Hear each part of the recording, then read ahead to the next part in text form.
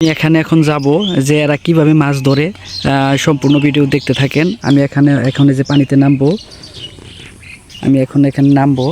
দেখেন প্রচুর পরিমাণ ঠান্ডা আর বৃষ্টি হয়েছে, তার জন্য পানি প্রচুর পানি এখানে মাজা সমান পানি। দেখেন ওইখানে আমি যাব, দেখতে থাকেন।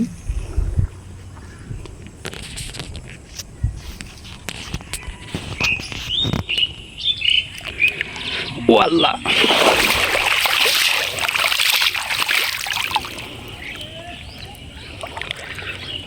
এখানে কিন্তু বিভিন্ন ধরনের মাছ আছে। আমি ইতিপূর্বে আপনাদের মাঝে একটি ভিডিও আপলোড করেছিলাম, সেখানে কিন্তু প্রচুর পরিমাণ শৈল মাছের জাক ধরেছিলাম, সেটা আপনারা দেখে থাকছেন।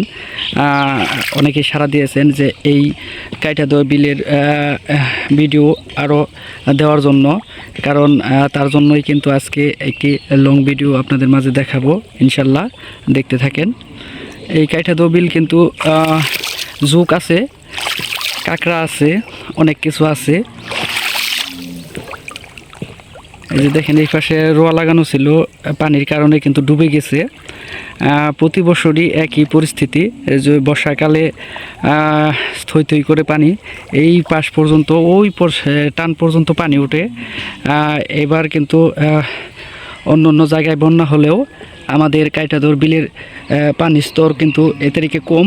তার জন্য দেখেন ওই পাশেও, ওই যে দেখাচ্ছি, ওই পাশে কিন্তু রোয়া লাগানো আছে।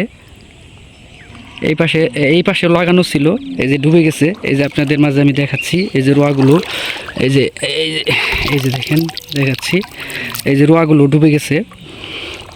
হয়তোবা এক রাত্রের মধ্যে পানি শুকিয়ে গেলে, হয়তোবা রোয়াগুলো ভেসে গেলে এখান থেকে ধান হতো। মনে হয় না যে এই রোয়াগুলো আর টিকে থাকবে। পায়ের মধ্যে ঝুঁক। মাছ মারার কৌশলগুলো দেখেন, কিভাবে মাছগুলো মারতেছে।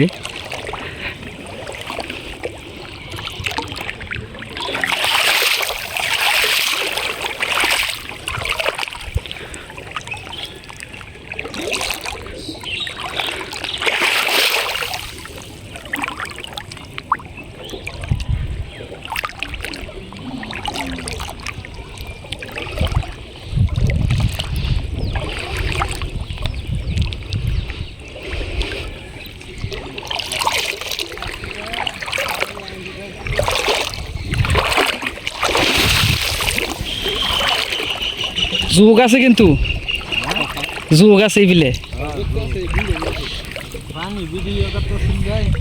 হ্যাঁ, যুগও আছে, পানি কামড় আছে। এক জাতীয় একটা তেল আছে, গর্জন তেল যদি মাইকা যদি আইতেন, তাহলে আর নারকেল তেল মাখলেও মনে করুন, হ্যাঁ পুরা মোবিল দিলেও।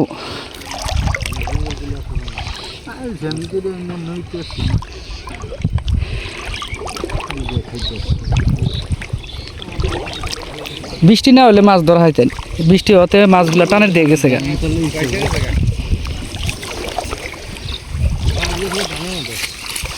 হ্যাঁ, ও ধান খেত মিয়ে গেছে গা। এভাবে মাছ ধরবেন কিভাবে? সে জঙ্গল। ওই যে একটা মাছ দেখা যাইতেছে, চাটা মাছ আটকে পড়ছে। ওই যে একটা চাটা মাছ।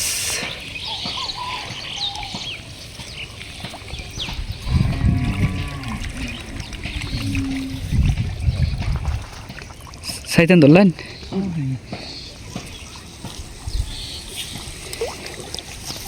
এই যে মাছ একটা ফাইসা পড়ছে, এই যে চাটা মাছ।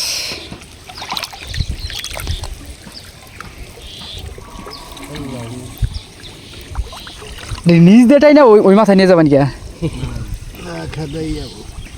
ও খেদাইয়া।